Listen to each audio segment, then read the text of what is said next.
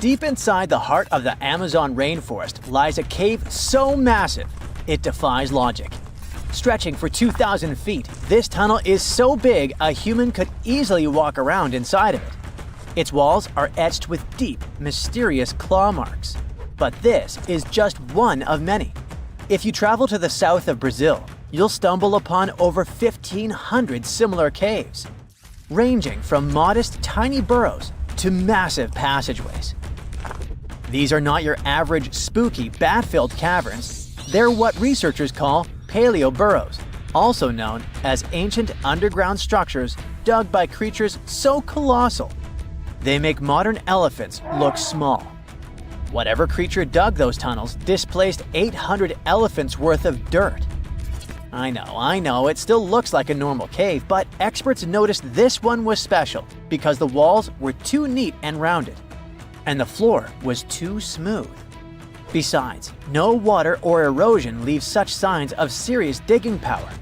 These Brazilian caves are the largest geological records of animal activity on the planet. It's like stumbling into a prehistoric house made by creatures the size of cars.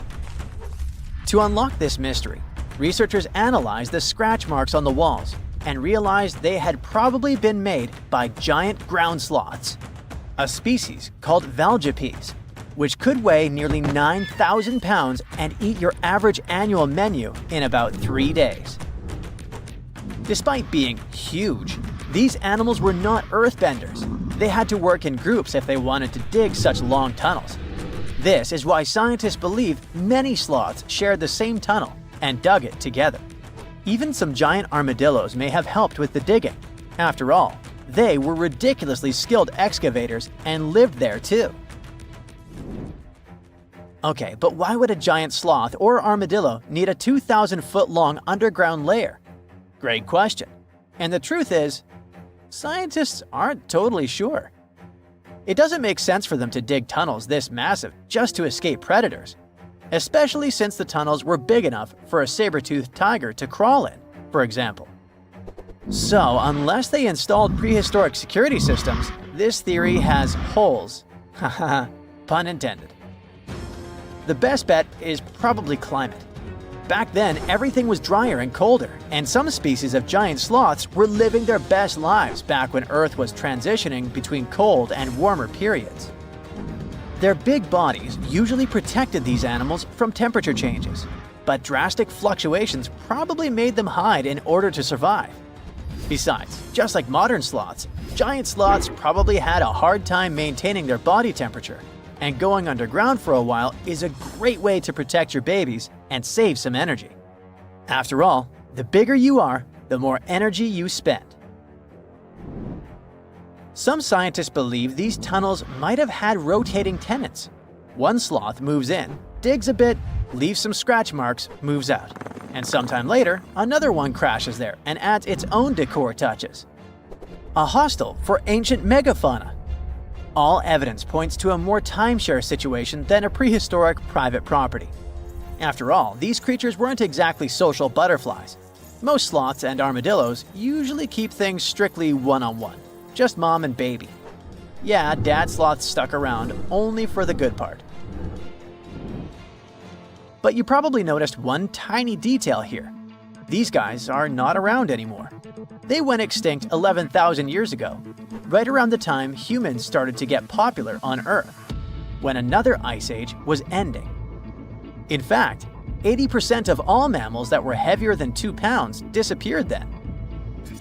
The first culprit is, of course, the usual suspect: humans. Around 10,000 years ago, a wave of skilled hunters using distinctive tools like spear points spread across North America. The theory goes that American animals weren't used to this new predator, making them easy targets. Once the big plant eaters started vanishing, the big meat eaters followed. They didn't have enough food to survive, and it wasn't just excessive hunting that caused some damage. Early humans may have also harmed ecosystems in ways that made survival harder for large species. But wait, there's another suspect: climate change. Around the same time, Earth's climate got a major shakeup. The climate was going from super cold to only slightly cold, Just so you know, Earth's temperature was about 46 degrees Fahrenheit, making seasons change and plants perish. And if plants are no longer around, big animals that eat them, like our friends giant sloths, have less nutrition, making them even more vulnerable. Many scientists now think that both human impact and climate change played a role, just in different ways depending on the region. In some places, humans may have tipped the balance. In others, nature itself did the job. Either way, it was a perfect storm that ended the age of giants. Turns out, being huge isn't always a plus. Giant animals tend to live longer and reproduce slowly, which makes them sitting ducks when disaster strikes. Besides, it takes a long time for these guys to bounce back. After dinos disappeared, for example, it took 15 million years for new mega mammals to stomp onto the scene. The last major extinction happened around 12,000 years ago. Not really enough time for brand new massive beasts to evolve. Today's biggest ground animals, like elephants, rhinos, and bison, aren't newcomers. They're actually the tough survivors of that ancient chaos. And, well, at least we still live alongside the blue whale, the biggest mammal ever. But why did some prehistoric animals get so gigantic in the first place? Well, being big has some perks, in spite of all the extinction thing.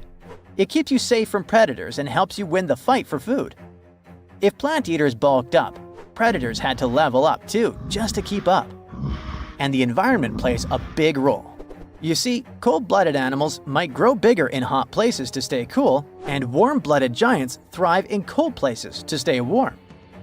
One paleontologist even suggested that some dino-sized vegetarians needed those massive bellies just to digest the tough, woody plants of their time, as if they had a salad bar inside their bodies.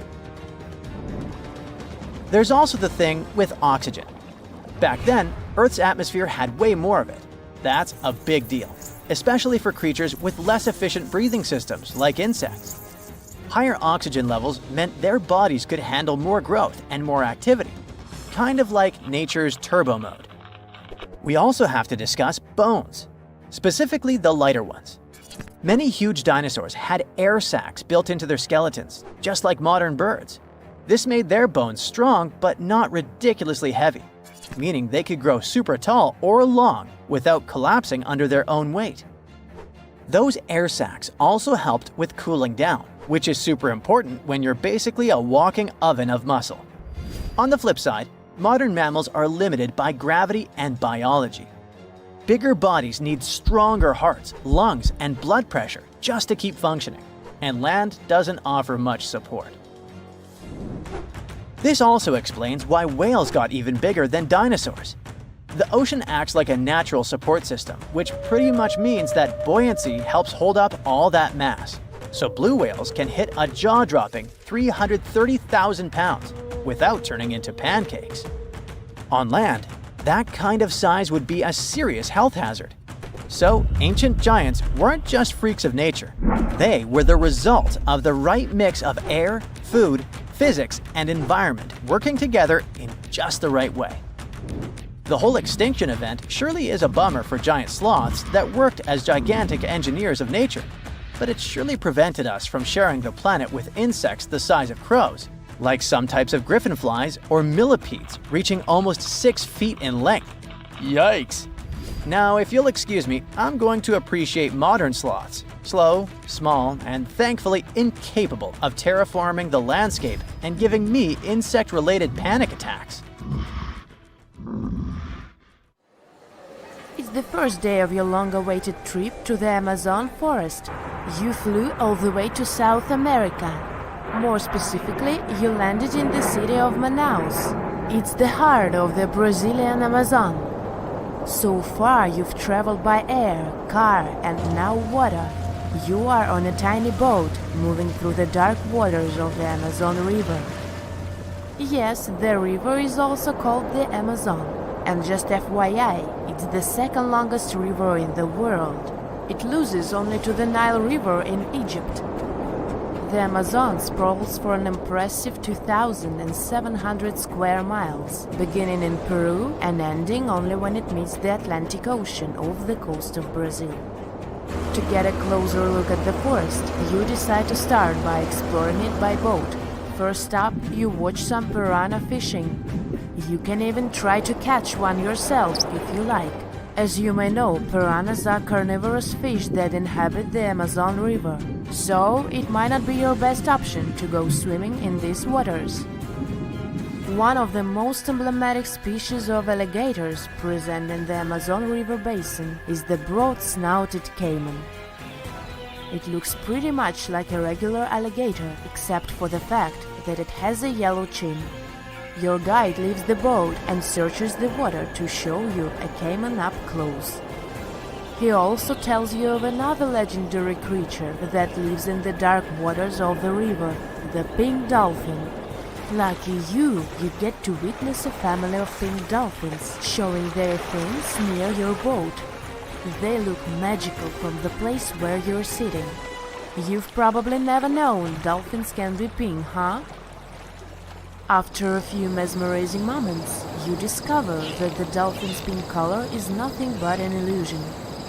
The animals are originally pinkish-gray, but due to the brown colors of the Amazon River, they look vivid pink when you stare at them from above. Your guide tells you that the pink dolphin is a central character of Brazilian folklore. Locals believe that the pink dolphins can turn into humans and wander off into towns at night. You get off your boat near one of the entrances to the forest. Now you're going to continue your trip on foot. Your guide says that you are venturing into very dangerous terrain. The Amazon is home to some of the creepiest species of wildlife on the globe, but don't worry, we'll get to see a lot of them today. You've come prepared, of course. Bug spray, a raincoat, and your sharp eyes. Inside the jungle, you need to be alert at all times. You may have heard legends of the anaconda, a snake that can swallow animals as big as a cow in one go. Sorry to break it to you, but those are not just legends. Reptiles like these do actually exist. They live deep in the jungle. Is it right there, moving between the trees? Is it a spider? The so-called live bird-eater is a monster spider. Its legs can grow up to a foot in length, and the spider itself can weigh around 6 ounces. It's also known as the king of tarantulas. You shouldn't get too close, of course. It's not venomous to humans, but its bite can surely sting. As its name suggests, the live bird-eater can even eat birds, as long as they are smaller than it is. Up next, you run into another species of spider that draws your attention. This one is so tiny that you almost don't see it. It's known by the popular name of the decoy spider. You see one of its creations, a gigantic spider built by the tiny Cyclosa spider in order to scare off large predators. This is as amazing as it is creepy. A spider that uses the remains of other insects and dry leaves to create the image of a large spider on its web. If it fools predators, perfect! But to us humans, this work of art looks almost endearing. Who knew there were artists in the arachnid world? Near a small lake, you witness a unique scene. A large snake is slowly slithering its way toward a lizard that is resting on a rock. The lizard seems obvious to the presence of the dangerous reptile, but right as the snake is preparing to attack, the lizard flies the scene in its iconic way. The so-called basilisk lizard is famous for its ability to walk on water, or rather run across the water. This isn't an illusion, just a matter of balancing. The small lizard moves its legs on top of the water very fast, while its long tail serves as a counterweight. I wish I could do that. If you've ever wondered what a frog looks like on the inside, you've come to the right place. Right in front of your eyes, there is a rare local species of frog. It's known as the glass frog. This species of amphibian has a type of transparent skin that is completely see-through. In other words, you can see the frog's interior with astounding clarity. It's as if you had X-ray vision. Moving on with your journey, soon you come across a pond. Floating on its water is probably the biggest water lily you've ever seen in your life. These huge plants are also known as the Victoria Amazonica. They can measure up to 8 feet across and hold the weight of a grown-up person. But I wouldn't recommend trying to climb on it if I were you, just cause, it's the Amazon forest we're talking about. The wildlife here is amazing, but the forest itself is also a sight. There are over 80,000 species of plants and trees grown in the Amazon rainforest. In fact, you can find 10% of all the world's wildlife in this jungle. An estimated 400 billion trees grow on the gigantic area the forest occupies. Of course, this place is bound to be biodiverse, right? You won't be able to witness this phenomenon during your trip, but your guide tells you about a unique species of tree that is famous for being able to walk. Yep, you've heard correctly. There are walking trees in the Amazon rainforest. They don't have legs or anything like that, but they do move around in search of better lighting conditions. The Amazon canopy is so thick that only 1% of sunlight can reach the forest floor. Because of this, some trees end up getting less sunlight than others. The so-called walking palm trees seem to be adapted to this situation. They grow new roots, which helps them move for 1 to 2 inches per day. They can walk up to 65 feet per year. Maybe that's what inspired John Ronald Reuel Tolkien to create ants, huh? Those are pretty similar tree beings that roam freely around the world. I kid you not, it's not only wildlife that inhabits the Amazon. Actually, over 30 million people live in the forest. And there are also ancient settlements that scientists believe to have been thriving there. And I'm not talking about El Dorado, that's just a myth. But in 2018, a groundbreaking study showed that up to 1 million people probably inhabited the Amazon. Between 1250 and 1500 CE. Can you imagine that? Working alongside local indigenous people, researchers from the University of Florida found several mounds in the Amazon. Besides these mounds, they also discovered interesting ditches and geoglyphs.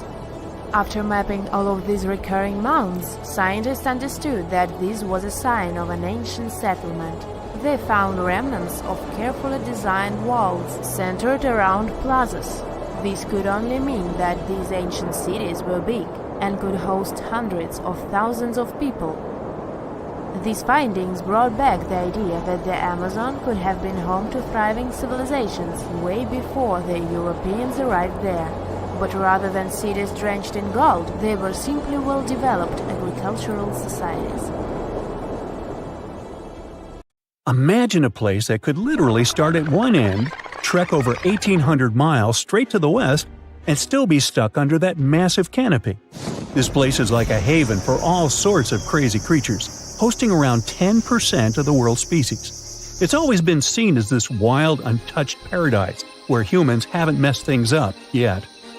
Like a glimpse into how the world used to be before we spread like wildfire across every continent, causing chaos everywhere.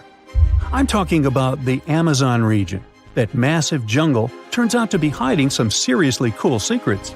For centuries, people have been talking about these lost cities deep within the forest.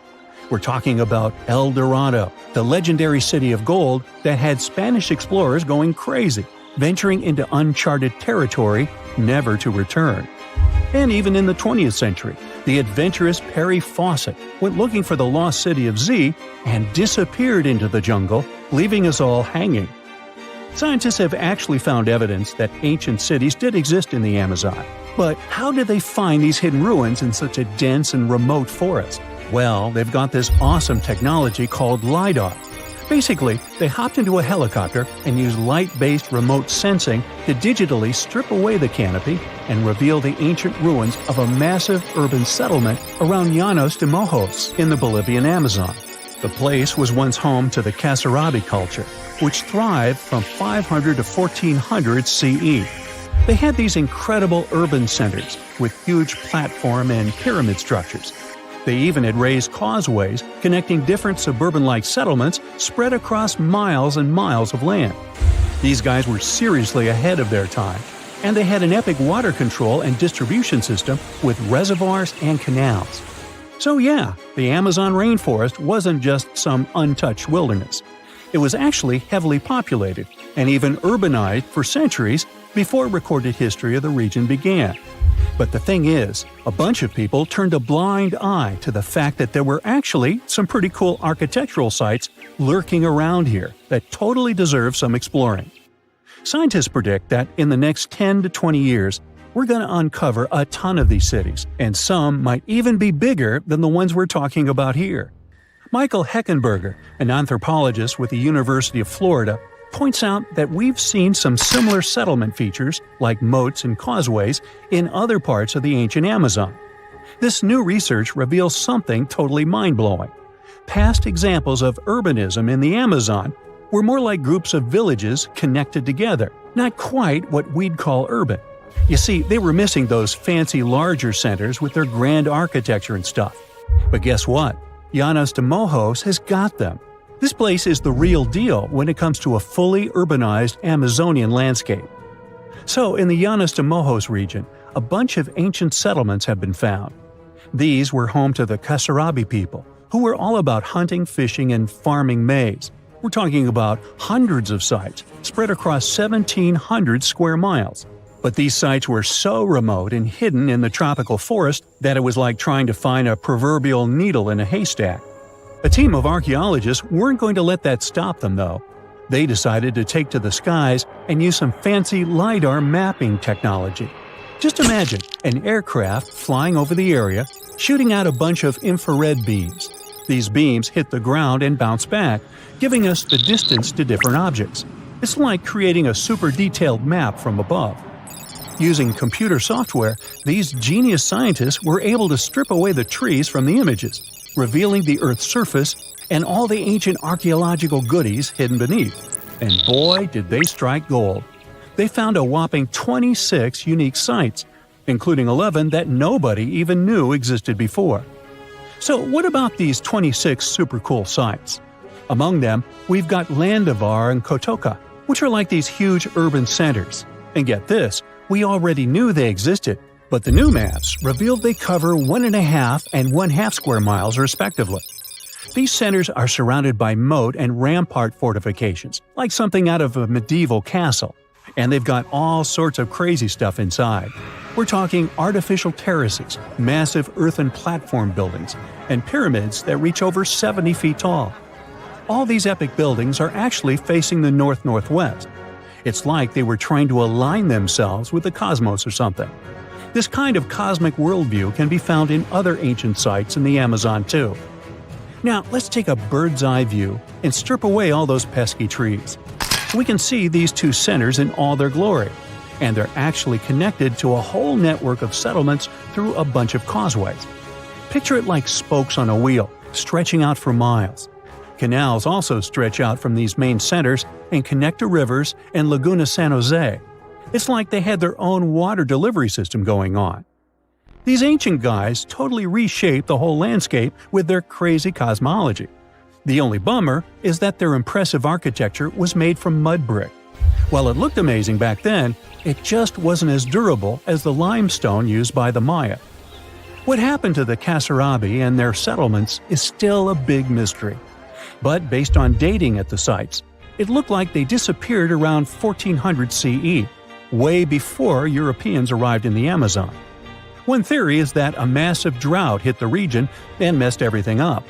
The researchers found these massive water reservoirs at various sites, which is pretty interesting, considering how rainy the Amazon is known to be.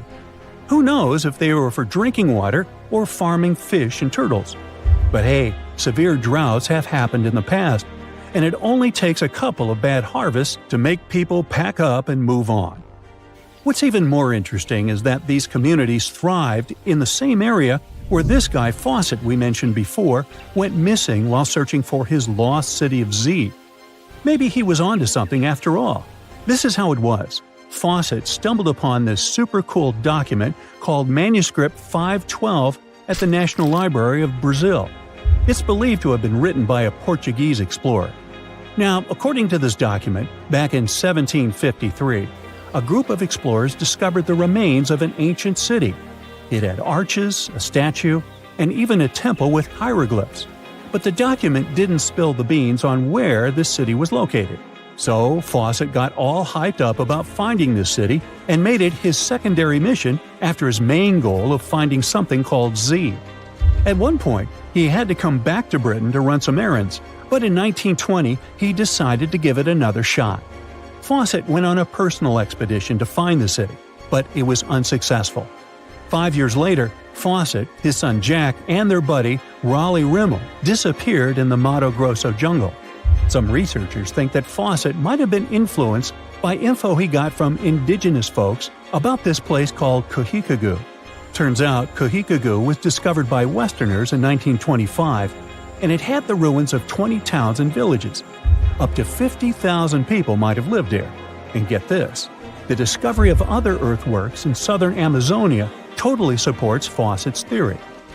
In 2005, an American journalist wrote an article about Fawcett's crazy expeditions and discoveries. He called it The Lost City of Z. Catchy, right? Well, in 2009, he turned that article into a book with the same name. And in 2016, the super talented writer-director James Gray made it into a movie. Now, here's where things get a bit sad. The Amazon region is changing rapidly. Farming, ranching, and energy production are changing this incredible place. And guess what? Those untouched areas with ancient relics won't stay untouched for long. It's a race against time to document and preserve what's left of our past before it's lost forever. Researchers have found almost 1,000 previously hidden Maya settlements in the tropical lowlands of what is now northern Guatemala. They did it with LIDAR, light detection and ranging lasers, which they used to scan areas from the air. The region we're talking about is pretty vast. All those structures and buildings they saw over there stretch across about 650 square miles. And these spots were supposedly occupied thousands of years ago. It seems all these structures were pretty densely packed, so people lived close to each other. They had at least 417 ancient villages, towns, and cities where they could identify boundaries. These structures and buildings were actually a part of a state that looked like a kingdom. Some of these settlements were built as sports courts, civic, ceremonial, and religious centers, and residential homes. There were also massive palaces, platforms, dams, pyramids, and causeways across that area. People who lived there also had reservoirs where they collected water. So, they needed the power to organize thousands of specialists and workers. And they also needed many skilled people to build such structures without the technologies we have today. They needed lime producers, architects, mortar and quarry specialists, lithic technicians, those who took care of legal enforcement, and other important roles to establish the true community. This cool laser scanning system researchers used while exploring this area can even penetrate very dense ecosystems and vegetation. The light bounces off different surfaces and then creates a digitally reconstructed map. This map is based on how much time it takes for the pulses to get back to a receiver.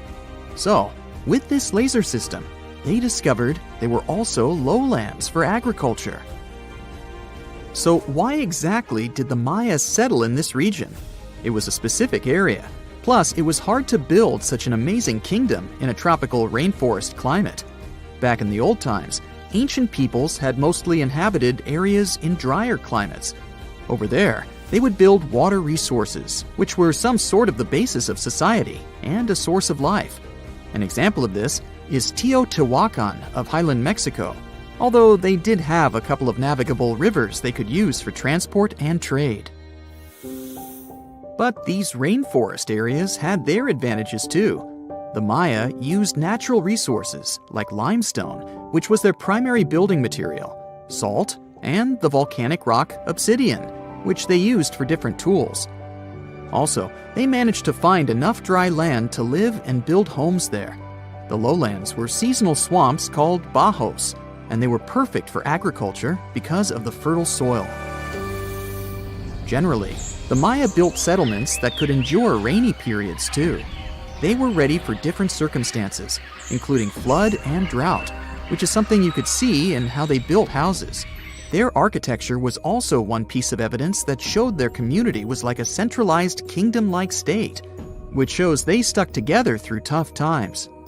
The Mayan Empire was very powerful, and it reached its peak about the 6th century CE. They were excellent at pottery, agriculture, writing, mathematics, and calendars. They were the ones who created complex calendar systems, such as the calendar round, which is based on 365 days. Although some believed the Mayan calendar predicted December 21st, 2012 would be the end of the world, it was just a coincidence with the end of a certain full cycle. They would call it the long count calendar, and it lasts 5,125 years. The Mayan people left behind an impressive amount of astonishing architecture and symbolic artwork.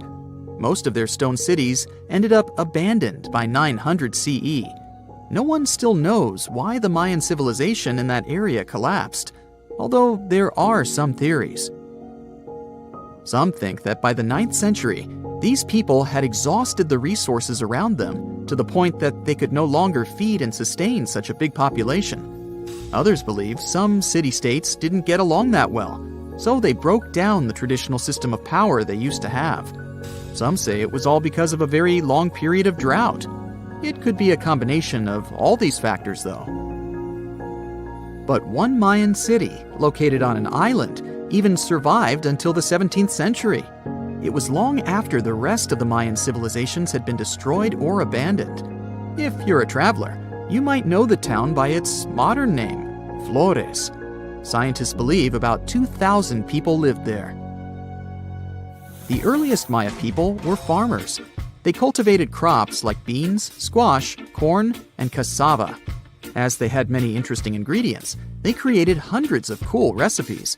Many of those are still present even today. For example, in modern Mexican cooking. And especially popular are papayas, cacao, avocados, squash, pineapples, chili peppers, beans, and so on.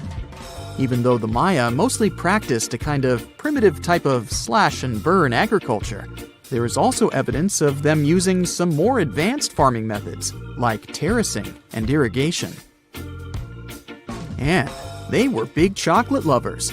More than 3,500 years ago, the Olmecs of Mesoamerica probably turned out to be the first to realize that it takes some work for us to get such a cool thing as chocolate. But the Maya were the ones who turned it into a true form of art. Scientists found out about it when they found cacao in Mayan pottery. Their chocolate would be mixed with honey, water, cornmeal, and chili peppers. That's how you get a spicy, savory, hot chocolate beverage you can try even today in Mexico and Central America. Also, they used written language in their books. Their paper was made from fig tree bark, and using strips of that paper, they created a large library of books. Books made of this material are called codices, and 4 of these can still be found today. Sadly, many books were lost over time because of the humid climate or some human factors. The classic Maya built a bunch of palaces and temples that had a stepped pyramid shape. They decorated them with inscriptions and reliefs, which have earned them the reputation of being incredible artists of Mesoamerica. For the Mayans, flat foreheads were the most desirable thing on someone's face. They were generally really into aesthetics, and having a flat forehead was one of the main things where you could meet their highest aesthetic standard. They also liked to glam up their looks with makeup and clothing. Also, the Mayans were master tattoo artists. Actually, they were one of the first civilizations that started doing such forms of body art. They had a rich culture and believed in many things, such as fairies. Many civilizations across the globe believed in these mythical creatures, which had different names everywhere. The Mayans called those creatures aluxes. They would make sculptures of aluxes from wood or clay, take them to the forest, and hide in some secret spots. The Maya believed these sculptures would come to life during the night and take the role of guardians of their land, animals, and crops. The Maya believed caves were entrances that led to the underworld. You can even visit some of these caves if you like. For example, you can explore the jungles of Quintana Roo and Yucatan near Cancun. There are many spots where researchers found artifacts the Mayans had left behind. They were one of the first cultures that learned how to use rubber latex and make, for example, rubber balls for the many interesting games they had. They used natural latex and then probably mixed it with some other natural substances. That's how they came up with the bouncy balls they played with. They also built cool steam baths. The Maya had structures made from stone that looked like something we know today as bathtubs. Plus, they were building heated stone structures we know as sweat houses. Researchers found these in El Salvador and Guatemala, and they were previously hidden under volcanic ash. The story goes that two Mayan twin boys loved to play ball. Sure, they were really good at it, but they also made a lot of noise when playing.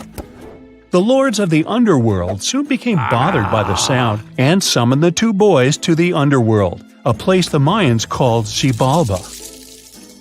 As soon as the boys reached their gloomy destination, the lords of the underworld began putting them through a series of tests. Soon enough, the inexperienced twin boys failed the tests and lost their lives. But this was not in vain. This sad event resulted in the appearance of a beautiful fruit tree. Soon enough, a young woman saw a beautiful fruit on this tree and reached up to pick it. Legend has it that soon after that, she gave birth to another set of twin boys named Hunahpu and Xibalba.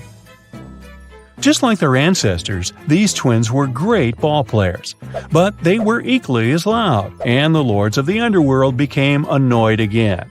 They decided to ask this pair of twins to come to play a game in the underworld, hoping to get rid of them too. When the twins arrived, the Lord sent them through a number of frightening places. The first one was the House of Gloom, which was very dark. They then passed through the House of Knives, where they had to avoid getting injured. The twins then built a fire in the House of Cold, so that they didn't freeze, and ran through the House of Jaguars, where they tricked the animals into not eating them. Finally, they entered the House of Bats, where they seemed to have lost their luck. One of the bats managed to run off with Hunahpu's head. The lords then challenged the twins to play ball with them, but the boys were clearly at a disadvantage. Xibalba placed a turtle on Hunahpu's shoulders to make up for his lost head, and they began playing. As the lords became distracted by an animal near the court, Xibalba stole his brother's head and placed it back in its place. Much to the annoyance of the lords, the twins were now able to tie the game. Hunahpu and Xibalba continued to perform a series of tricks for the lords of the underworld. One of them involved Xibalba injuring Hunahpu and then bringing him back to life. The lords were so impressed by the twins' performance that they asked them to do the same trick on them. Of course, the twins agreed, but after performing their trick on some of the lords, they refused to revive them. Seeing what had happened, the lords of the underworld admitted defeat and begged for their lives, promising not to intervene in the lives of people ever again. Hunahpu and Xibalba were happy to have avenged their ancestors and gained the respect of the lords. Legend has it that the lords of heaven were so impressed by the twins that they took them to live in the sky by turning them into the moon and the sun. The Maya civilization was one of the most dominant indigenous societies in history, and their folklore and traditions are still discovered and studied today. They used to live in a territory called Mesoamerica. It was made up of modern-day Mexico and parts of Central America like Guatemala, Belize, Honduras, Yucatan Peninsula, and El Salvador. They lived from 1800 to 900 BCE and up to 900 to 1500 CE. Apart from their impressive legends, the Maya were very skilled inventors. They're known for their calendars, writing systems, farming methods, and sports. Their writing, for example, was found preserved on buildings and stone monuments, as well as in rare books and pottery.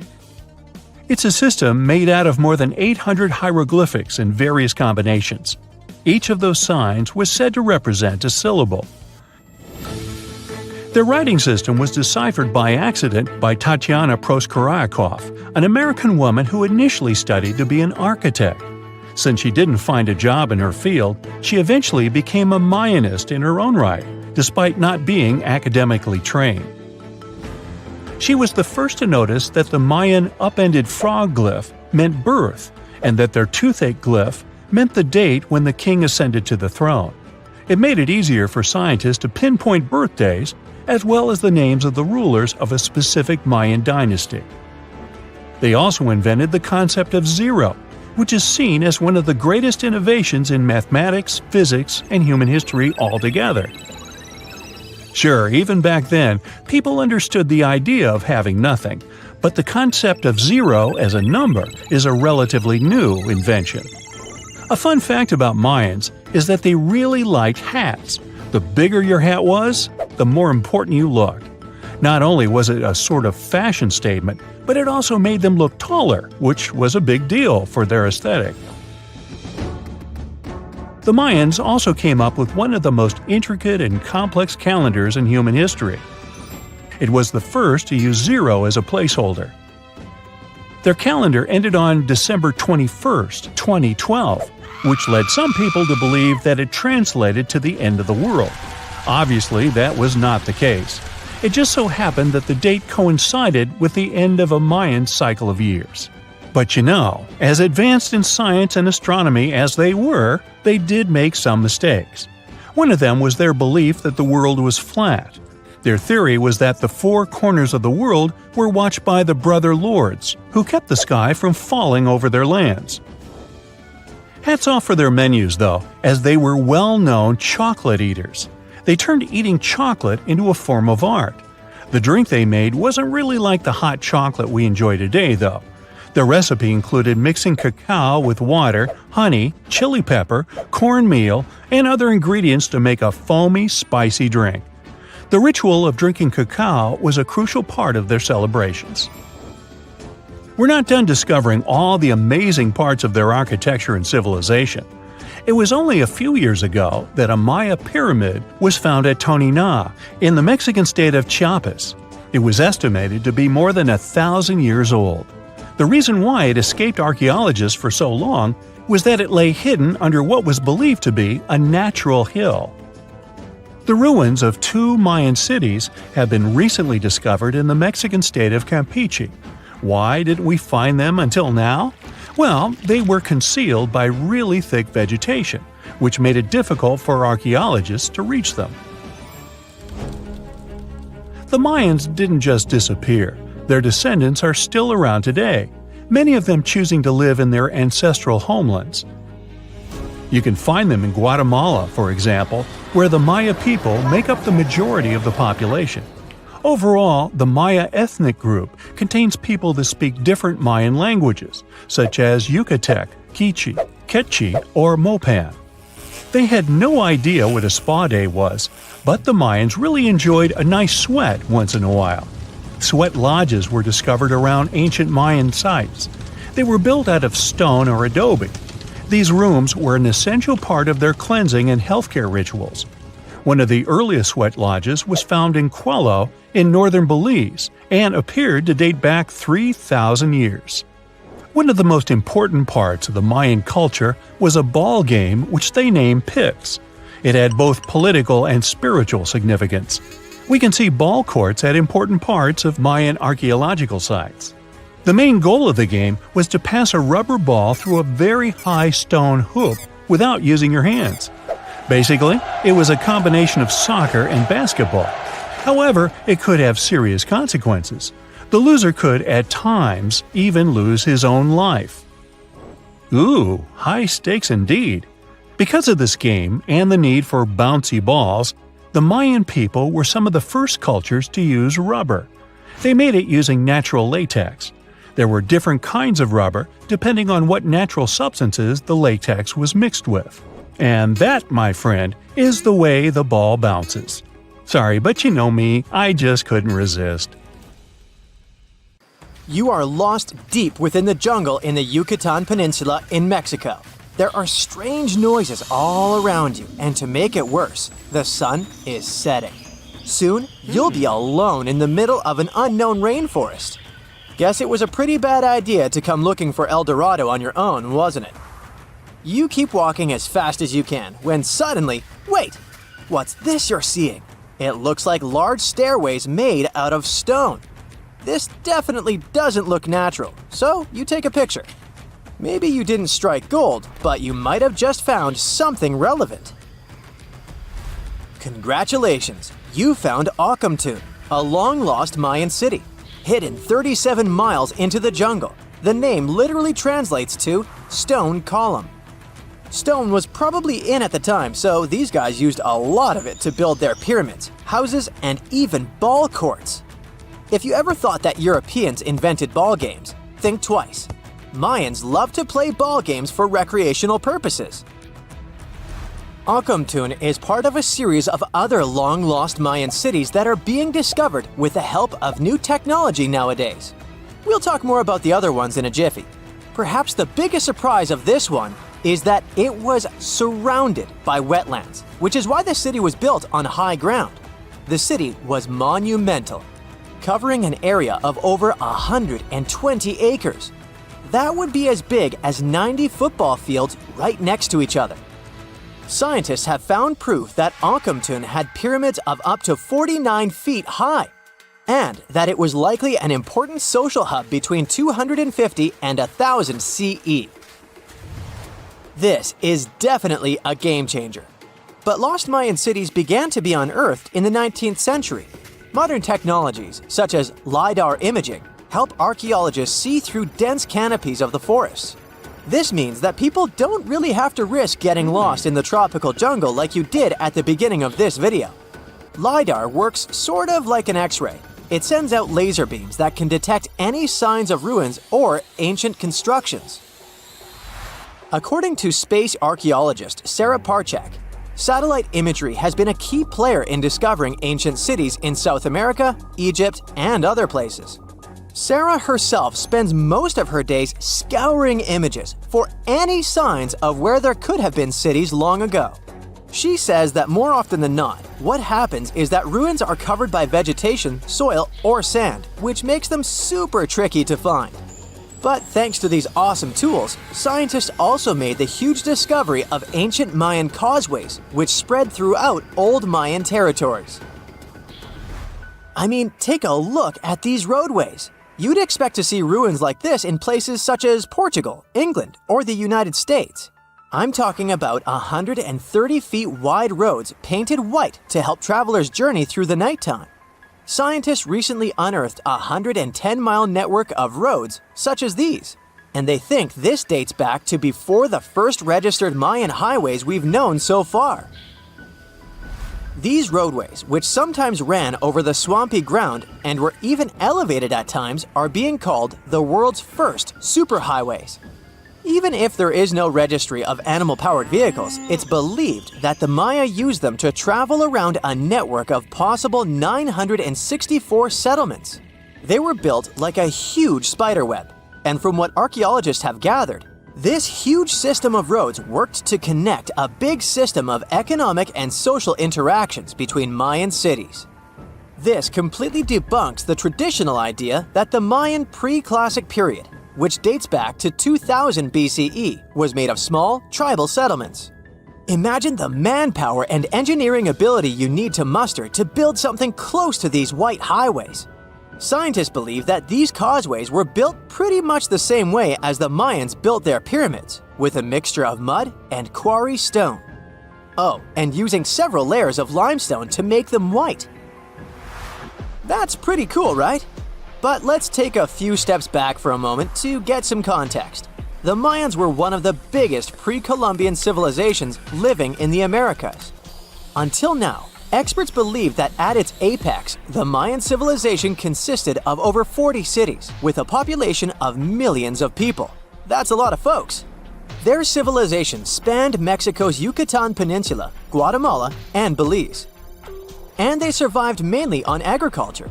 The thing is, the Yucatan Peninsula was an extremely difficult place to grow crops.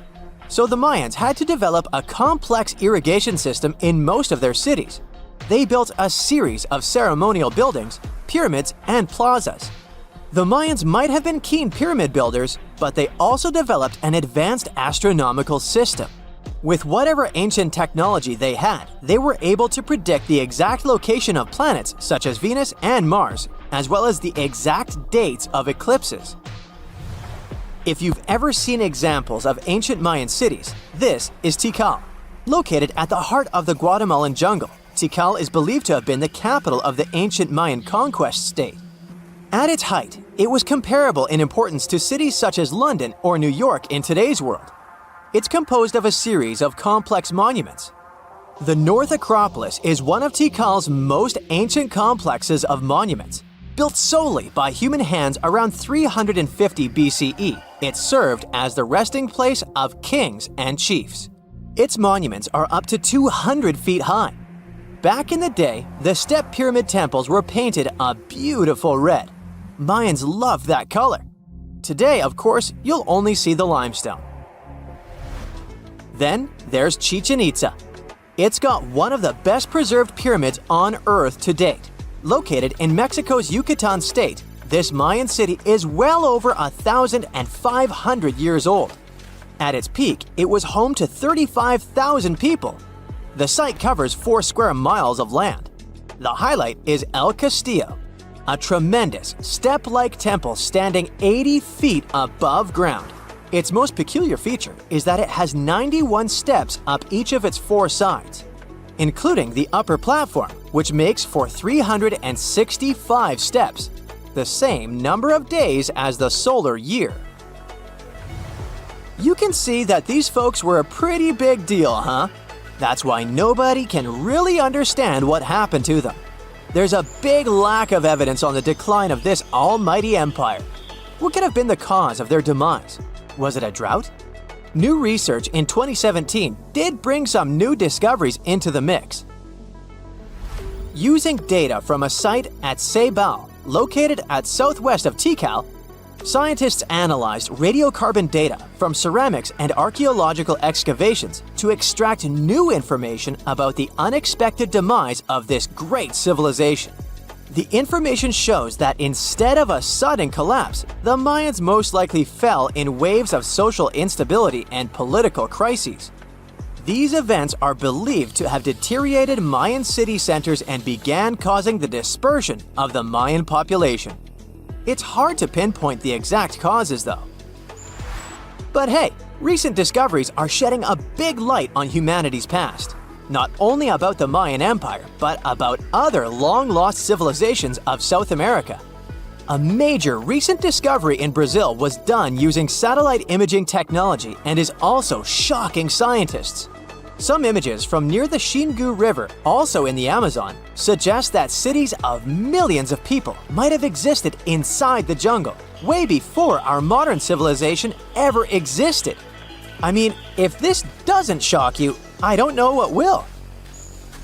Satellite imagery also detected a network of trenches dating back to 200 and 1200 CE in the Bolivian Amazon forest.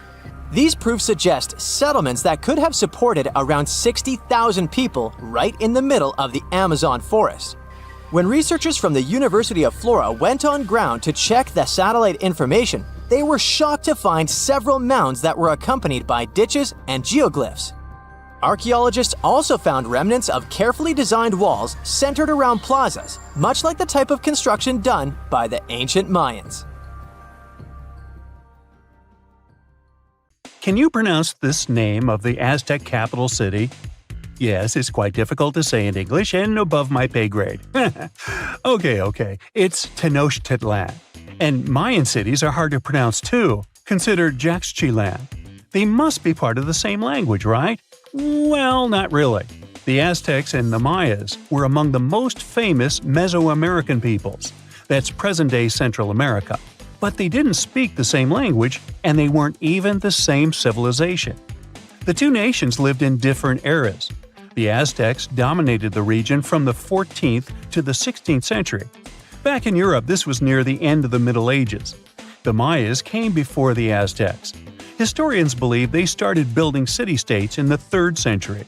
Their peak lasted until the 10th century.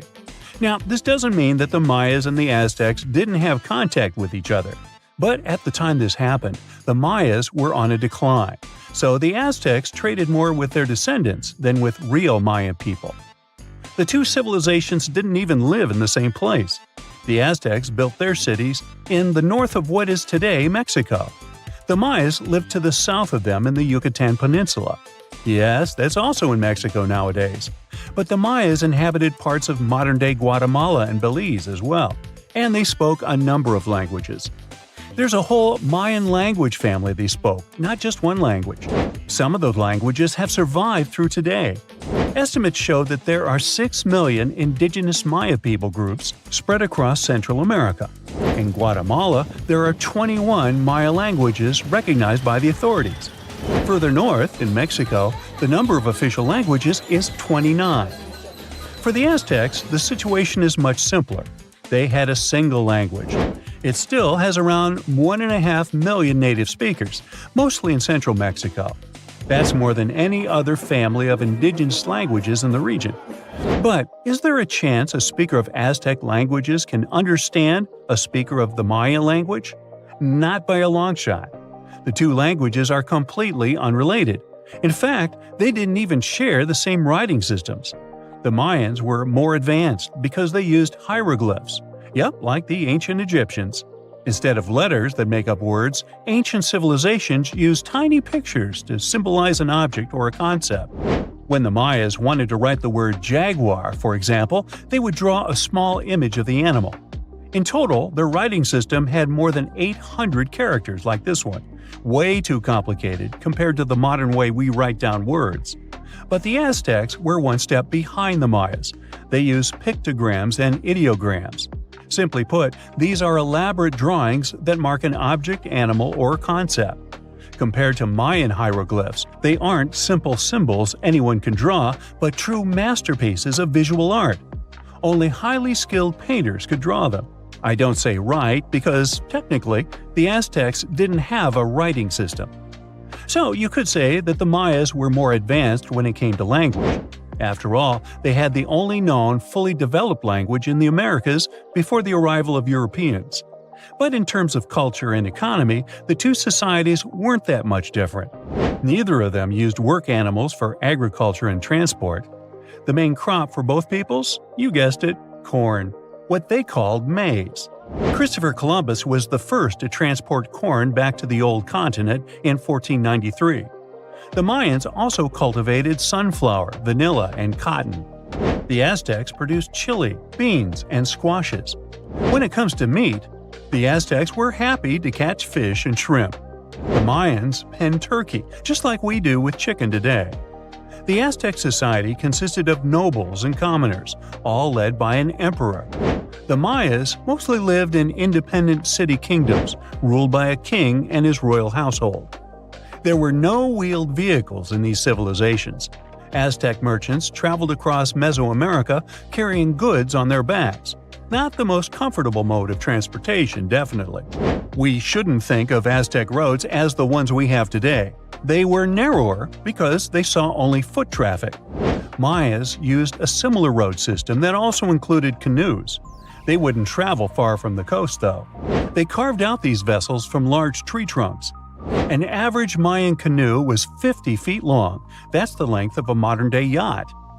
The goods these Mayas traded ranged from salt to pearls. They considered meat a luxury good, together with gold, copper, and turquoise. And can you guess the currency of Mayan merchants? Let me give you a hint. It wasn't metal and paper like it is today, but cocoa beans. They had a fixed market price, which made them the ideal payment option.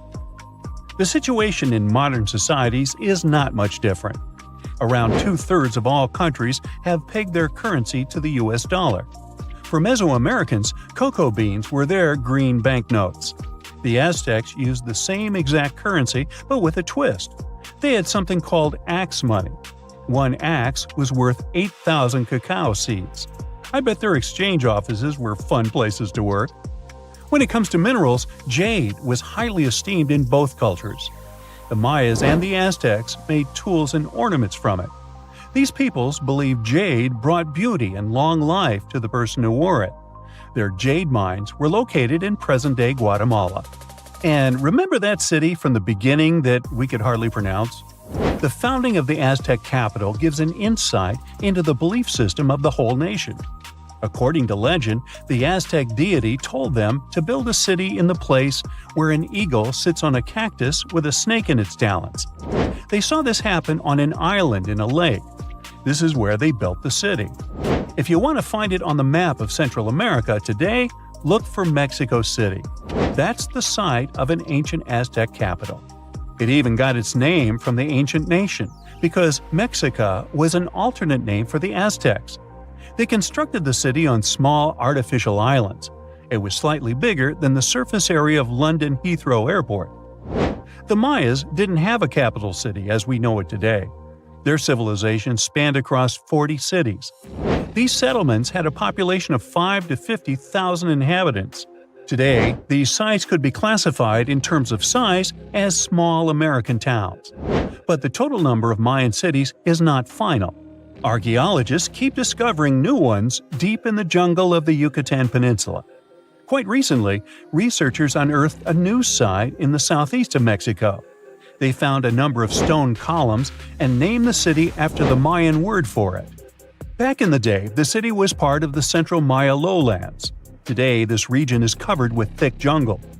The Maya abandoned their settlements in this area around the 8th and the 9th century. Historians still cannot agree on why this happened. Some claim overpopulation was the main issue. Others argue the trade routes collapsed, so Mayan cities couldn't flourish anymore. Whatever the case, northern Mayan cities lived on. The descendants of these peoples were there when the Europeans stumbled upon them several centuries later. The Aztecs were also present in today's Mexico at this time, but contact with a foreign culture didn't bring them much good.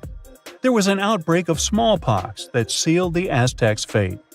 This doesn't mean that this American nation left the world stage forever, though. Every time we say words like avocado, chili, guacamole, chocolate, and coyote, we're actually reviving the Aztec language. These words are present in pretty much every language on the planet. Mayan words also entered modern English. Linguists argue that the word shark actually comes from a Mayan language. This is the word these ancient Mesoamerican people used for fish. Both ancient civilizations left behind pyramids, and they look very similar in style. The only hint that can help you differentiate between them is that there are way more Mayan ruins that still exist today. Finally, regarding maize, or corn as we call it, there's a story among the Maya descendants that their process of harvesting corn back then was called amazing. Get it? Maize? Corn? Okay, I made that up. You're not surprised, are you?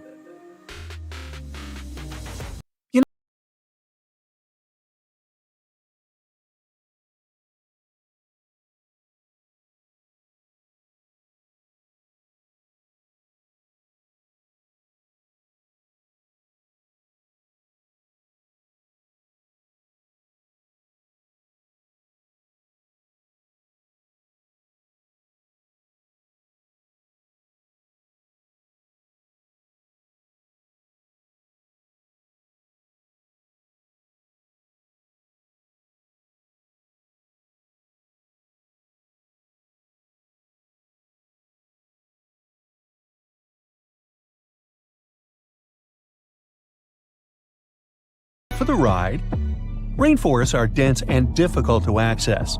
If you were an archaeologist, I'm betting you'd find them quite threatening as well. That's actually one of the reasons why we've been kept in the dark for so long when it comes to the truth about the Mayans. But take a look at this.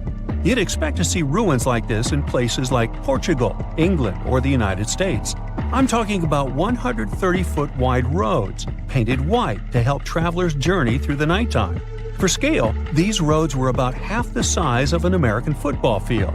Huge, huh? Scientists recently unearthed a 110-mile network of roads such as these, and they think this dates back to before the first registered Mayan ruins we've known so far. These roadways, which sometimes ran over swampy ground and were even elevated at times, are being called the world's first superhighways. Even if there is no registry of animal-powered vehicles, it's believed that the Maya used them to travel around a network of possibly 964 settlements. They were built like a huge spider web, and from what archaeologists have gathered, they work as an implied system of economic and social interactions. This completely debunks the traditional idea that the Mayan pre-classic period, which dates back to 1000 to 350 BCE, was made of small tribal settlements. Imagine the manpower and engineering ability you need to muster to build something close to these white highways. Scientists believe that these causeways were built pretty much the same way as the Mayans built their pyramids. Oh, and if you're wondering about these gigantic pieces of architecture, don't worry, we'll talk about them in a bit. Now, so far, scientists believe that the roads were built with a mixture of mud and quarry stone. Oh, and using several layers of limestone, of course. Researchers were only able to find all of this out because of a new technology called LiDAR imaging. Do you know how we've used sonar technology to map out the ocean bed? Well, this is very similar to that. But instead of using sounds, we use laser systems. This mapping system allows researchers to see through and beyond the thick canopies of forests. It's like we have X-ray vision. This is definitely a game changer. But lost Mayan cities began to be unearthed in the mid-20th century. And since then, ruins from cities such as Tikal, Palenque, and Uxmal have been rediscovered. But let's take a few steps back for a moment to get some context. The Mayans were one of the biggest pre-Columbian civilizations living in the Americas. Until now, experts believe that, at its apex, the Mayan civilization consisted of over 40 cities with a population of millions of people. That's a lot of folks. Their civilization spanned Mexico's Yucatan Peninsula, Guatemala, and Belize, and they survived mainly on agriculture. The thing is, the Yucatan Peninsula was an extremely difficult place to grow crops. So the Maya had to develop a complex irrigation system in most of their cities. They built a series of ceremonial buildings, pyramids, plazas, and even courts for playing ball. The Mayans might have been keen pyramid builders, but they also developed an advanced astronomical system. With whatever ancient technology they had, they were able to predict the exact location of planets, such as Venus and Mars, as well as the exact dates of eclipses. Now, let's take a look at some of their sites. This is Tikal. Located at the heart of the Guatemalan jungle, Tikal is believed to have been the capital of the ancient Mayan Empire. At its height, it was comparable in importance to such cities as London or New York in today's world. It is composed of a series of complex monuments. In total, the site has 12,000 buildings. The North Acropolis is Tikal's most ancient complex of monuments. Built solely by human hands around 350 BCE, it served as the resting place of kings and chiefs. Its monuments are up to 200 feet high. Back in the day, the step pyramid temples were painted a beautiful red. Mayans loved that color. Today, of course, you'll only see the limestone. We've said that the Mayans spread out through different countries, so it shouldn't come as a surprise that Chichen Itza is a 10-hour drive from Tikal today. There's no feud between the two, they were just different city centers, like New York and LA. It's got one of the best preserved pyramids on Earth to date. Located in Mexico's Yucatan state, this Mayan city is well over 1,500 years old. At its peak, it was home to 35,000 people. The site covers 4 square miles of land. The highlight is El Castilla, a tremendous step-like temple standing 80 feet above ground. Its most peculiar feature is that it has 91 steps up each of its 4 sides, including the upper platform, which makes for 365 steps, the same number of days as the solar year. Makes you go, Behold, the lost city of Palenque. Another important Maya city is believed to have hosted over 6,000 people at its peak. Archaeologists have made some unusual discoveries on this site. The most eccentric of them all makes us think of Indiana Jones and the Tomb Raider. One of the buildings in Palenque is believed to be the final resting place of the Red Queen of Palenque. She was believed to be the grandmother of the last Mayan king. In her honor, a huge monument was built to keep her body after her passing. The discovery of the tomb itself was already thrilling. Archaeologists found an ancient monument when digging at the site back in 1994. The first they saw was a room with a hidden door. Once they opened the door, they discovered an 8-foot-long corridor. At the end of this corridor was the queen's chamber, and inside was the mummy of the queen herself. They found her to be accompanied by her pearls, jade shells, and expensive rocks. But as the team explored the remains, they saw something strange. The room was filled with a red-colored powder. Researchers knew that the color red was important to the Mayan people, but they didn't understand why the queen was buried with this unknown substance. They took a sample back with them for further analysis and discovered that the red powder was cinnabar, a very dangerous mineral. This powder, when inhaled, can cause severe health damage to a person. The team concluded that this could only be a trap for anyone trying to steal her riches. Talk about curses, huh? One thing that has always troubled researchers is the lack of evidence on the decline of this almighty empire. What could have been the cause of their demise? Was it a drought? Some disease? New research in 2017 did shed some light on this issue. Using data from a site called Liable, located southwest of Tikal, scientists analyzed radiocarbon data from ceramics and archaeological excavations to extract new information about the unexpected passing of this great civilization. The information shows that instead of a sudden collapse, the Mayans most likely fell in waves of social instability and political crises. These events are believed to have deteriorated Mayan city centers and began causing the dispersion of the Mayan population. So, what's your take on the end of this story? So, imagine you're 15 and you get bored of playing video games. Instead, to pass the time, you decide to give some attention to an old hobby of yours, tracking down lost Mayan cities. You've heard that some ancient civilizations are said to have built entire cities based on constellations, so you decide to check out whether that was true for the Mayans. You find a book containing all the constellations the Mayan civilization believed to exist. You open good old Google Maps and map every ancient Mayan city discovered to date. You start seeing that this information actually matches. And truly, the biggest ancient Mayan cities correspond to the brightest and biggest stars of the Mayan constellations. Okay, this is getting interesting. You manage to map out over 100 ancient cities when you suddenly notice something strange. There's an area in the Yucatan Peninsula in Mexico where archaeologists have unearthed 2 Mayan cities. But on the constellation map, there are 3 stars.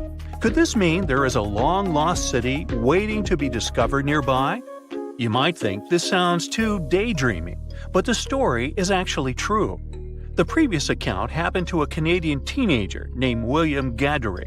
The boy is known as a science genius and had even won an award for the constellation theory we presented just now. When he noticed that a 3rd city was missing from the 23rd constellation he was examining, he began to scour the internet for satellite pictures that could help him solve this mystery. He looked into images from NASA, JAXA, a Japan-based satellite company, and Google Earth. These images were still insufficient to answer his questions, so he reached out to a friend inside the Canadian Space Agency. His friend provided him with state-of-the-art satellite imagery that gave him the answer he was looking for. According to the images, there is a large square area right on the border of Mexico and Belize, which looks like the remains of a city. William took the images to a remote sensing expert known as Dr. Armand Larocque from the University of New Brunswick. They studied the images thoroughly and concluded that the area could be housing 30 buildings and even a large pyramid. The scientific and archaeological community went crazy with the 15-year-old's discovery. Could this really be true? Some background. Lost Mayan cities began to be unearthed in the mid-20th century. Since then, ruins from cities such as Tikal, Palenque, and Uxmal have been rediscovered. The Mayans were one of the biggest pre-Columbian civilizations living in the Americas. They began to settle in the area as early as 1500 BCE. Experts believe that, at its height, The Mayan civilization consisted of over 40 cities, with a population of millions of people. That's a crowd. And their cities were pretty interesting. Their civilization spanned over Mexico's Yucatan Peninsula, Guatemala, and Belize. They survived mainly on agriculture, so they developed a complex irrigation system in most of their cities. They built a series of ceremonial buildings, pyramids, plazas, and even courts for ball games. The Mayans were keen pyramid builders, but they also developed an advanced astronomical system. With whatever ancient technology they had, they were able to predict the exact location of planets, such as Venus and Mars, and they were able to predict the exact dates of eclipses. That's why the methodology William used to discover this long-lost Mayan city was unusual, but not completely surreal. The Mayans were keen astronomers, so it wouldn't be too strange that they built their major architectural feats in relation to the sky, would it? And they wouldn't be the first ones to be doing so. There is a famous fringe of Egyptology dedicated to studying how the Giza pyramids were built in perfect alignment with the Orion constellation, meaning that each pyramid was purposely built to align with one of the major stars of Orion's belt. According to William, he first had the idea to look at the Mayan constellations because he couldn't understand why the Mayans built their cities where they built them. Most major cities, such as Chichen Itza and Uxmal, aren't near any rivers or significant bodies of water. Instead, they're built on marginal lands and on top of mountains, which confused the 15-year-old. His next thought was that it might have something to do with astronomy. William named the new city he discovered Mouth of Fire, which is also my nickname, and he even won a merit award for his hard work. However, his theory was very much contested inside the archaeological community, and many Mayan experts worked to debunk William's findings. Some archaeologists say that constellation theories are too unscientific. Anthony Aveni, a renowned anthropologist and astronomer, referred to William's methodology as an act of creative imagination. He explained that there is no way to be sure what the Mayan constellations really were. It's all just hypothetical. Another debunking of William's findings came from Mayanist David Stewart, who said that the object identified on the satellite imagery is nothing but an old cornfield. His claim was supported by an expedition that took place near the area in 2021, when the archaeologists present reported there was nothing at all in this area. Still, a 15-year-old boy almost found a long-lost Mayan city, which is pretty exciting if you ask me. Similar techniques as those used by William are actually being used to unearth lost civilizations all over the world. According to space archaeologist Sarah Parquet, satellite imagery has been a key player in discovering ancient cities in Egypt and other places.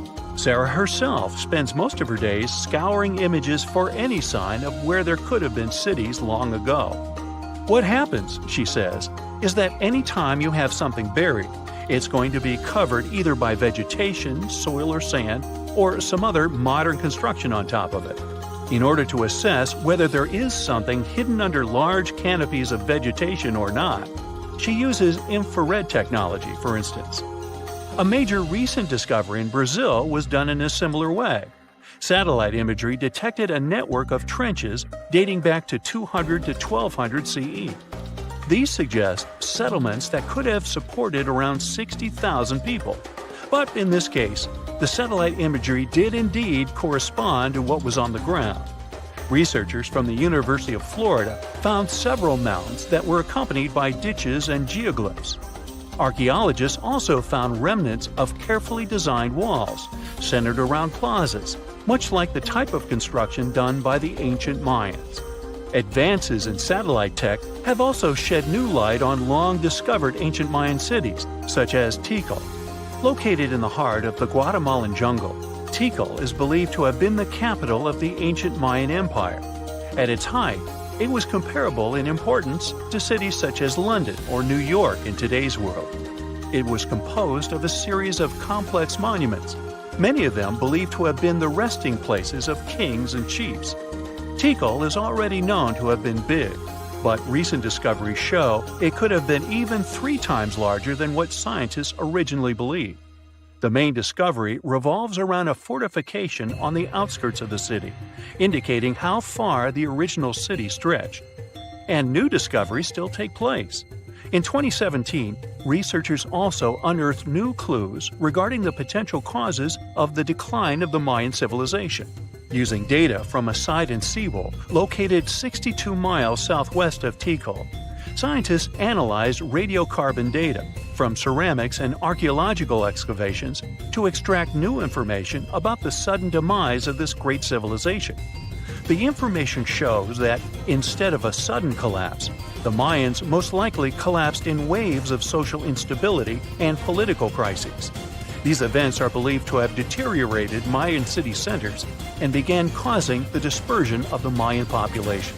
Wow, it seems like it's a prime time to uncover ancient ruins. What do you say? Will you give it a try as well? Back in December 2012, a lot of people were freaking out over the idea that the world might end in some catastrophic event. And it was all thanks to the famous Maya calendar. This ancient way of tracking time had been the subject of endless speculation. But one of its biggest mysteries was definitely an 819-day count found in some versions of the calendar. No one could explain why it was there or how it worked, until recently, when a group of researchers from Cambridge might have finally cracked the code. First things first, how does the Maya calendar work? So the system the Maya civilization used to track days was based on something we now call the calendar round. Think of it like 3 interlocking gears. These are 3 cycles working together. The first is a 365-day solar year, known as Hab. The second is a cycle of 20 names, and the third is a cycle of 13 numbers, which forms a 260-day sacred calendar, called Solkeen. Just like we'd say something like December 25th, 2025, they named their days based on how these 3 cycles lined up. For example, here we have the day 3 Manik and the 14th of the month Hop. It takes 52 years for the 3 cycles to align in the same way again. After that, the days start repeating. But this is where things start to get more complicated and mysterious. On some Mayan monuments, we have also found enigmatic inscriptions pointing to the existence of another cycle, the 819-day count. There are about 20 examples of these inscriptions, mostly found in places like Palenque and Yaxchilan in Mexico. So it didn't seem random at all, and this calendar must have been hiding a big secret. Early research showed that the 819-day cycle was represented by one of 4 colors and the cardinal directions associated with them. Black was tied to the west, red to the east, white to the north, and yellow to the south. Researchers also discovered that this period of time could be broken down into 3 smaller cycles. One of 9 days, one of 7 days, and one of 13 days. Multiply them together, and you'd get 819 days. Pretty cool, but why did they do that?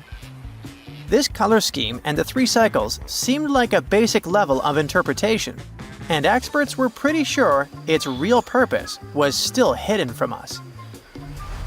Another thing researchers noticed is that this strange count of days was mostly shown using a Y glyph, followed by a number. But in some cases, they also added a glyph representing Kawil. This was a powerful Maya deity, often associated with creation and lightning. He was usually symbolized by a torch coming out of his forehead, representing the spark of life. But in the 90s, a study suggested that when Kawil's inscription showed smoke and fire coming from his forehead, it could actually represent the planets Jupiter or Saturn, or maybe even both. Wait, that means that the 819 days count could be linked to both planets in some way. From there, research focused on figuring out what that link might be. The first conclusion is that this calendar might have helped the Maya track the movements of those planets in some way. Then they started noticing something interesting. These cycles could be specifically tied to the synodic periods of Jupiter and Saturn. By synodic periods, we mean the time it takes for a celestial body, like a planet, to return to the same or nearly the same position as seen from Earth. While this possibility was pretty exciting, something didn't quite add up. Each planet moves very differently, and trying to fit multiple planets into an 819-day span just didn't seem to work. In other words, this 4-part color-coded calendar system was simply too short to align perfectly with the synodic periods of the visible planets. So it looks like we're back to square one. This mystery had people scratching their heads for ages, until 2023, when specialists realized they might have been looking at it all wrong. Researchers actually needed to shift their perspective. Instead of seeing this system as 819 days, they needed to consider the number as representing timelines. And this period of time could be just a small part of a much, much bigger calendar. You see, as we said earlier, this cycle seemed to track the period when a planet became visible to people on Earth. To prove that these 819 cycles were timelines, not actual days, researchers needed a planet that could serve as a starting point to back up their theory. In this case, it was Mercury. And there's a pretty simple reason for that. Mercury's synodic period is 117 days, which fits perfectly into the calendar count. I mean, if you take 1819 and divide by 117, you get the number 7. So, Mercury is the only visible planet whose synodic cycle fits neatly into this period as whole numbers. Perfect. Now they had a solid starting point. From there, they needed to expand the calendar by increasing its length to 20 periods of 819 days. Suddenly, a pattern emerges. And just like that, all the synodic cycles of the planets fit perfectly into the system. For example, Saturn's synodic period from 378 days lines up perfectly after 6 819-day cycles. Venus aligns every 5 cycles, Jupiter every 19 cycles, and Mars, which takes the longest, needs 20 cycles. In other words, it takes about 45 years for Mars to align with the synodic periods of all visible planets. So, this is how researchers determined that the ancient civilization wasn't referring to days, but rather to timelines. The Maya astronomers came up with this count as part of a larger calendar system of 20 periods. But then a question comes up. Why was studying the synodic period so important to the Maya? Well, we don't have super specific answers about this mysterious calendar yet. But what we can say for sure is that the Maya truly believed in the powerful influence of the cosmos on daily life. So maybe they wanted to analyze how the movements of all the visible planets lined up with their other calendars. Of course, this system is just one part of the Maya's amazing and advanced understanding of astrology. And it wasn't just about using astrological cycles for planting and harvesting. They also had crazy specific knowledge, like how to predict solar eclipses. Archaeologists believe the Maya connection to the stars is reflected in the ruins of their world. Take the famous pyramid in the ancient city of Chichen Itza, located in Mexico's Yucatan Peninsula. If you look closely at the base of its staircase, you will see a snake's head carved in stone. But here's the coolest part. During the spring and fall equinoxes, when day and night are exactly the same length, the sun casts sharp, triangular shadows on the staircase. It creates the illusion of a snake slithering down the steps. Another example of how they use their knowledge of astronomy in their temples is in Tikal, Guatemala. Built around year 1 of the Common Era, this pyramid is considered one of the Maya's earliest astronomical complexes. And its alignment and orientation allowed them to track and calculate solstices and equinoxes with incredible precision. The Maya were skilled skywatchers. Just like we have modern-day high-tech observatories with round domes, they had something similar. Meet El Caracol. The name means snail in Spanish and refers to the spiral staircase inside the tower. Built around 906 Common Era, it was the perfect place to observe all the changes in the sky and track the movements of the sun, moon, planets, and stars. Unlike us today, with our telescopes, satellites, and advanced tools, the Maya relied entirely on naked eye observation, and that makes their achievements even more incredible. Back in the 1800s, a bunch of super old artifacts with some weird symbols on them were found on Easter Island. You know, that tiny island you might have heard of, with the gigantic statues called the Moai. These symbols seem to be some kind of writing, but nobody's been able to figure out what they mean yet. Some scientists even think that if we crack the code, we might finally uncover the secrets behind the downfall of the ancient Easter Island society. So let's put on our detective hats and get to work, shall we? This mysterious script is called the Rongo Rongo. It was discovered by a Frenchman in the 19th century. He stumbled upon 26 wooden tablets covered in weird hieroglyphs during his trip to the island in 1864. The locals seem to have drawn pictures of animals they had never seen before on the tablets, using sharp stones, and gave each one a unique name. He thought they were pretty cool and suspected that they might be a remnant of some ancient writing system. Another fun fact about Rongo Rongo: it's a word that comes from the local language of Easter Island, and it means to recite, to declaim, or to chant out. The wooden tablets on which these glyphs were found might not have been in the best shape when they were discovered. Some were weathered, burned, or damaged. The glyphs were also spotted on a Birdman statuette and 2 other ornaments. These words were written in between lines on the tablets. Some of them were even ridged, with the inscriptions falling within channels created by the fluting. The images themselves are shaped like humans, animals, plants, and geometric shapes. Quite a diverse group. And here's something interesting.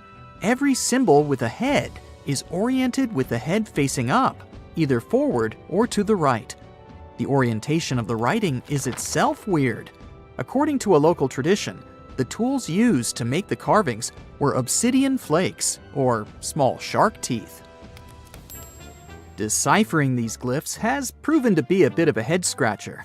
3 big barriers make it tricky: the limited number of texts overall, the lack of illustrations and context to help us understand them, and the fact that the language used on the tablets is not well known.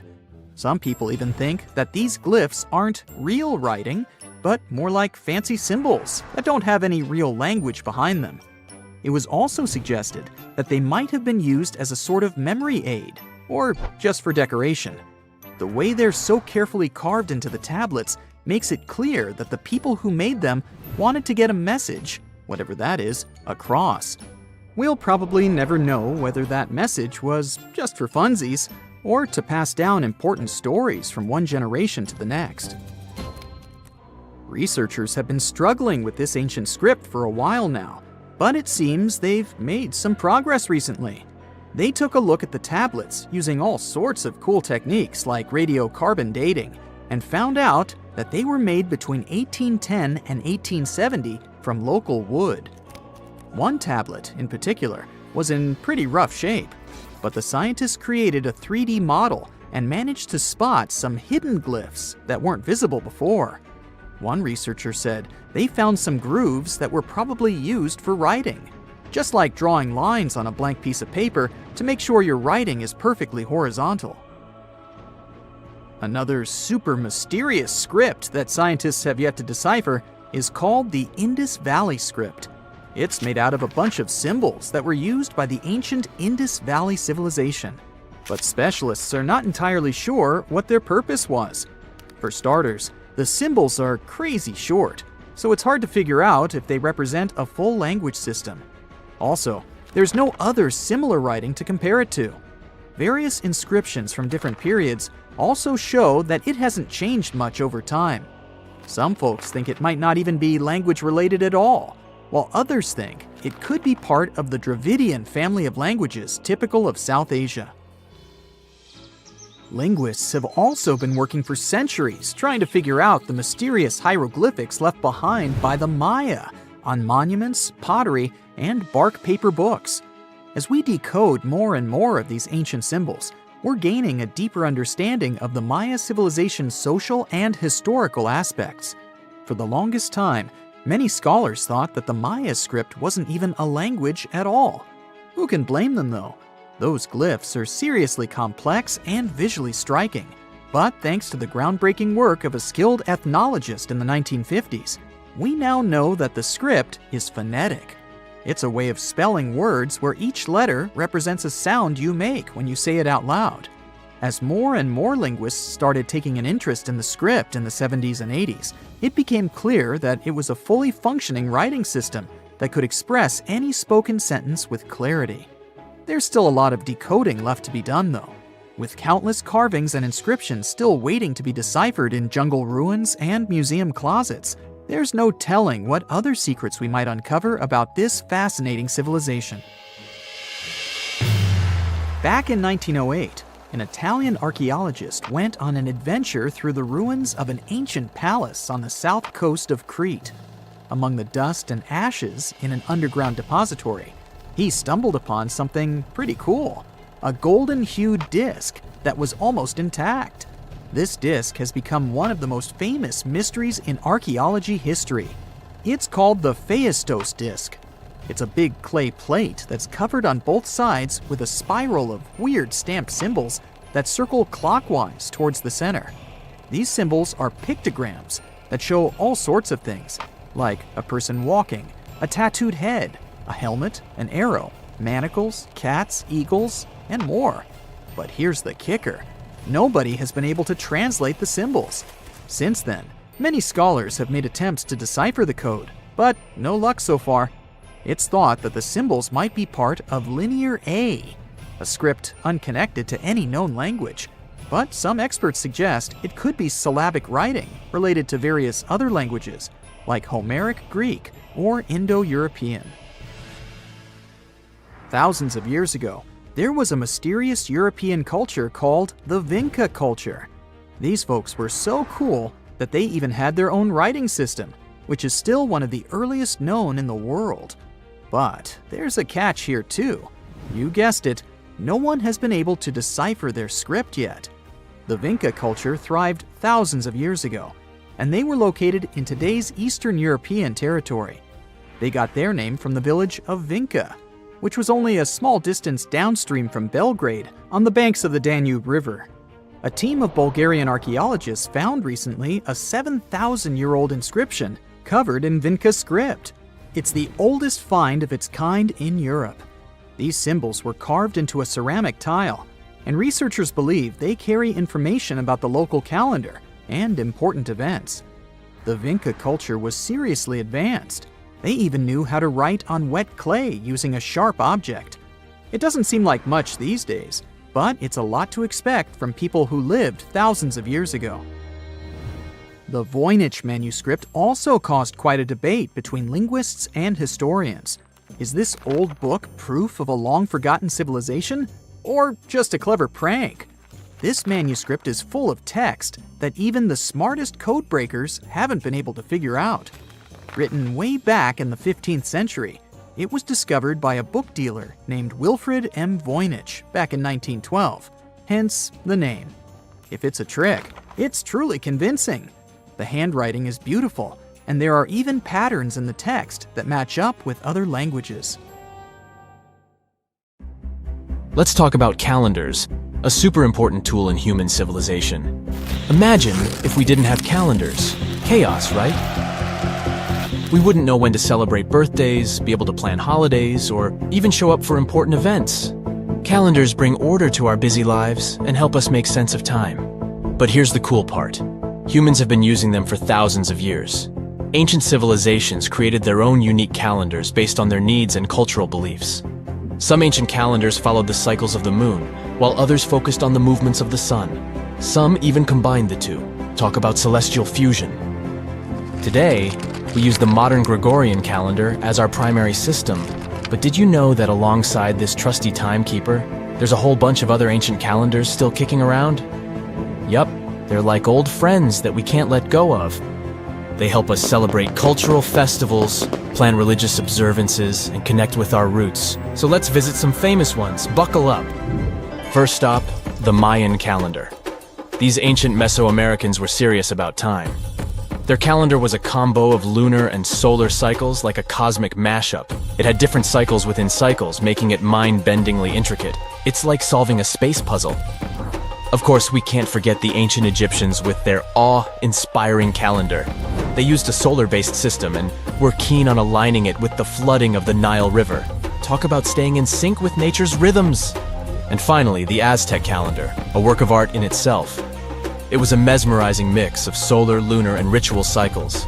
Its intricate stone carving, the sunstone, is like a cosmic masterpiece that captures the essence of time. These ancient calendars weren't just about marking days and months. They were packed with cultural significance, religious rituals, and historical events. They're like little time capsules that connect us to our ancestors and help preserve their wisdom and traditions. But the most interesting thing is that we use some of these calendars even today. For example, the Chinese calendar. This one has been around for centuries, guiding Chinese festivities and traditions. You see, instead of following just the sun like our regular calendars, the Chinese calendar pays close attention to the moon's dance in the sky. Each month begins with a new moon and has its own special vibe, and the year has 12 lunar months. But here's the twist. The lunar months don't always match up perfectly with our regular year. So every now and then, the Chinese calendar adds an extra month to stay in sync with the seasons. It's like a surprise encore. Now, let's meet the zodiac animals, the real stars of the show. Each year in the Chinese calendar is assigned a zodiac animal, and it's like assembling a fabulous animal posse. There are 12 zodiac animals, like a wild and wonderful crew. You've got the clever rat, the brave tiger, the graceful dragon, and more. So if you're born in a certain year, you're said to have the traits of that zodiac animal. Imagine having a monkey or a tiger as your time mascot. But how does the calendar decide which animal gets the spotlight each year? Well, legend has it that there was a grand race among the animals. The clever rat hitched a ride on the ox's back and won the race by jumping off at the finish line. And that's why the rat gets to kickstart the zodiac cycle. So let's go over this cycle. Do you know the year of which animal you were born? Simply Google it and let's take a look at the animals. See if you have any of these traits. Once the smart rat has had its moment in the spotlight, the mighty ox charges in next. The ox is known for its hard work and determination, like the dependable and strong-willed friend who always has your back. After the ox, the fearless tiger pounces onto the scene. With its majestic stripes and fierce gaze, the tiger brings a burst of excitement and adventure. It's a daring feline friend ready to explore the world with you. Following the tiger's roar, the crafty rabbit hops into view. Picture a fluffy and adorable bunny, always ready to bring sweetness and harmony. The rabbit adds a touch of gentleness and creativity to the zodiac parade, like a gentle breeze on a spring day. Next up, the bold and fiery dragon. This legendary creature takes the stage with its majestic presence and mythical powers.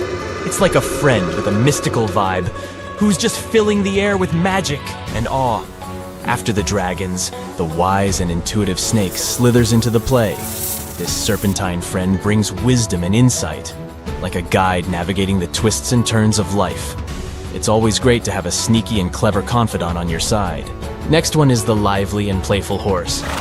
Imagine the wind in your hair while you're riding a horse in a clear field. A horse person may have an adventurous spirit, always ready for a thrilling journey. Then, the graceful and elegant sheep. With its gentle nature and nurturing spirit, the sheep brings peace and harmony to the zodiac. It's a caring friend to lean on in times of need. Following the sheep, the mischievous monkey swings into action. This lively and clever prankster adds a dose of fun and laughter to the party. It's a playful buddy who can turn any dull moment into a wild adventure. After the monkey, the proud and confident rooster struts its stuff. It's a magnificent bird. The rooster brings confidence and assertiveness to the zodiac crew, like a natural-born leader. Next, it's time for the loyal and diligent dog to wag its tail. This faithful friend brings loyalty, honesty, and a whole lot of love to the zodiac family. Dogs are known to be trusty companions who always stay by your side. And finally, we have the wise and gentle pig, with its cute snout and contented oinks.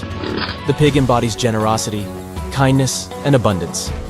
It's a buddy who knows how to appreciate the good things in life and brings joy wherever it goes. And there you have it, the Zodiac Animal Parade in all its glory. The Chinese calendar also has a yin-yang twist.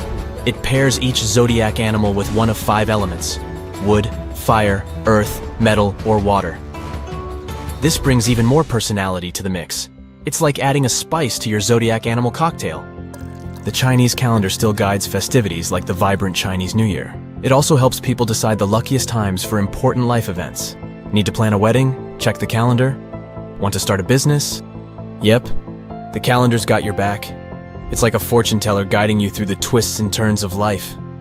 So, next time you see the Chinese calendar, remember that it's a celebration of lunar magic, animal wonders, and cultural traditions. Now, we dive into the Hindu calendar. This one is all about embracing cycles and cosmic rhythms. Instead of just following the regular months, the Hindu calendar aligns with the movements of the sun and the moon. It's like a non-stop party with the cosmos. The Hindu calendar is also still grooving today, and it's packed with colorful festivals and celebrations. From Diwali, the festival of lights, to Holi, the festival of colors. It's a fireworks extravaganza combined with a vibrant paintball fight. The Hindu calendar is also used for religious observances and auspicious timings. It helps determine the best time for weddings, housewarming ceremonies, and other important life events. The Hindu calendar doesn't just stick to the usual 365 days. It accounts for lunar months, solar months, and even leap years. So next time you glance at a calendar, remember that it's not just a bunch of dates and numbers. It's a remarkable tool that connects us to our past and guides us into the future. Ancient calendars remind us of our shared human history and the beauty of different cultures.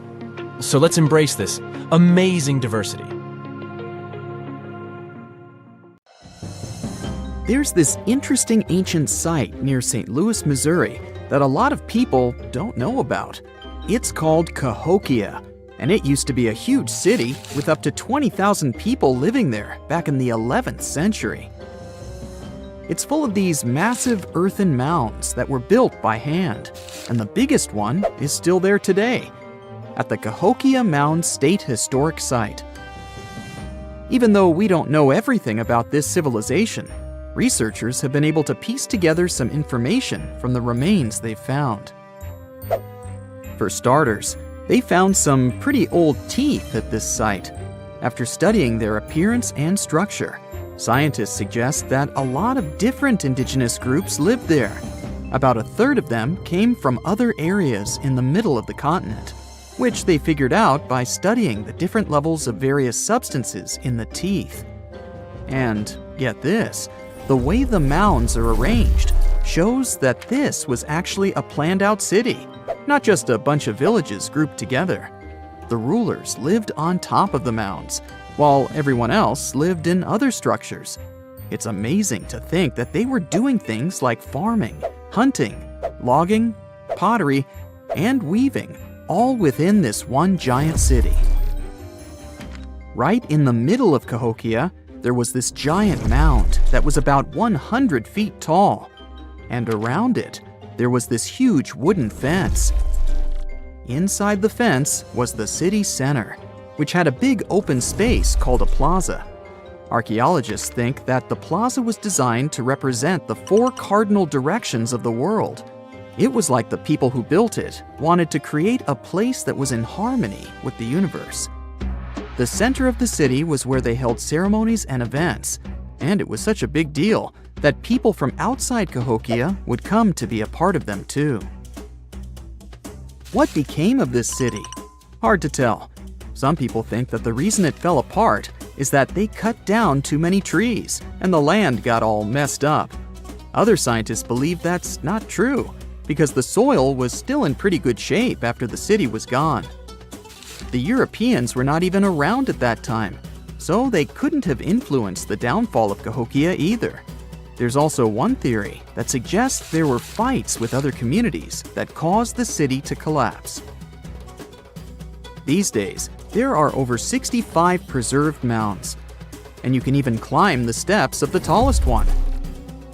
The best part is that local authorities are thinking of making it a national park, so you should totally plan to visit before it gets too crowded. Mohenjo-Daro is another lost ancient city that's still surrounded by mystery. Located in modern-day Pakistan, it was a city that flourished during the Bronze Age, and it was extremely advanced for its time. It had things like water systems and fancy architecture that other cities didn't have back then. Despite these features, it's not as well known as other ancient cities, like those in Egypt or Mesopotamia. What's even weirder is that at some point, the city was abandoned, and no one knows why. Archaeologists found the city in 1911, but it took a while for them to realize how important it was. Eventually, they uncovered a lot of really interesting things about the city, like its advanced sanitation system. Excavations uncovered over 700 wells, as well as private baths and a large communal bath. Remarkably, even private homes had toilets, and waste was efficiently disposed of through a citywide sewage system. They also had a lot of trade connections and made some really beautiful objects, like pottery, jewelry, and figurines that were sold all over the region. Despite its amazing culture and knowledge, scientists have yet to figure out why the city was abandoned. Some people think changes in the nearby river might have had something to do with it. The writings that the people of Mohenjo-Daro left behind are still a complex code, even for the most skilled specialists, making it even harder to piece together their history. Have you heard of the lost city of Kolmanskop? It used to be a small settlement in the Namib Desert. Legend has it that it got its name from a man named Coleman who got stuck in the local dunes and was never seen again. But that's not the interesting part. In 1908, a railway worker found a shiny stone and showed it to the chief railway foreman, who turned out to be a hobby mineralogist. They discovered it was a diamond, and soon, Kolmanskop became the richest town in Africa and one of the richest places in the world. It had luxurious stone houses, a school, a hospital, and even an ice factory to produce ice for fridges. The hospital had the first X-ray machine in southern Africa, which was supposedly used to check if workers were illegally swallowing diamonds. Its popularity began to decline in the late 1920s when another diamond-rich location was discovered nearby.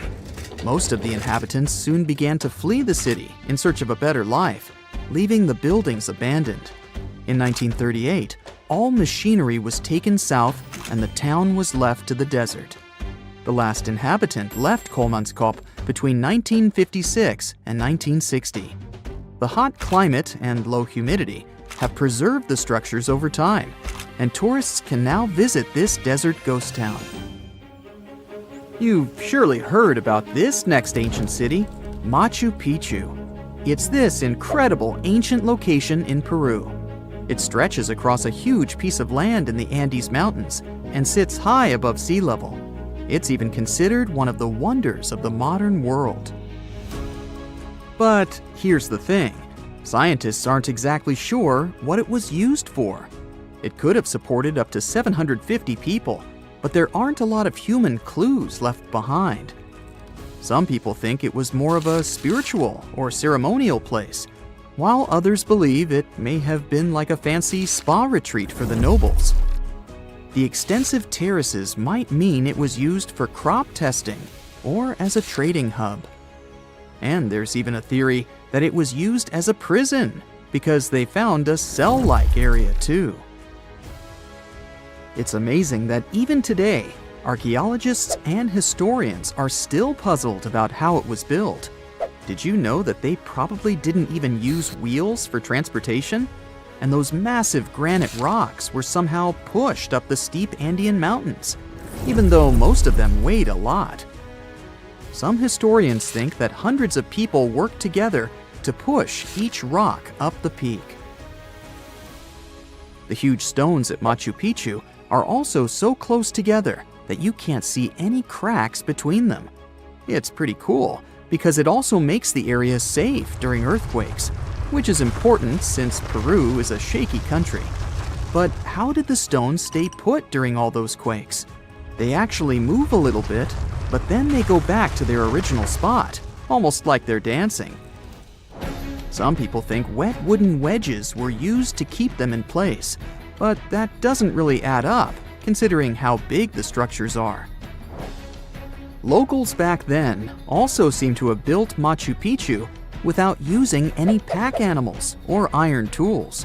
They had to sculpt and put everything together using mostly their hands.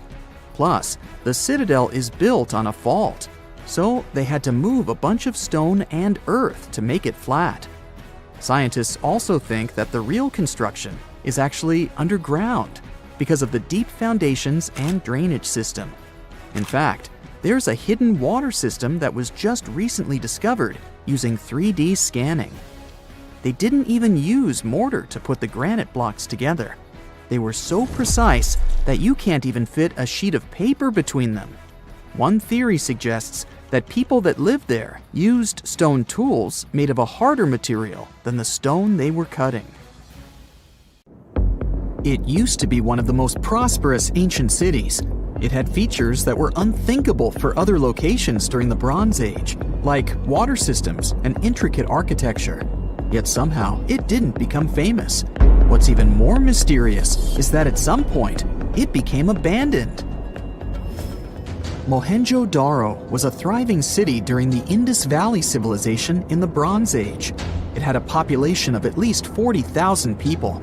It was close to Mesopotamia and Egypt in terms of social, cultural, and economic features.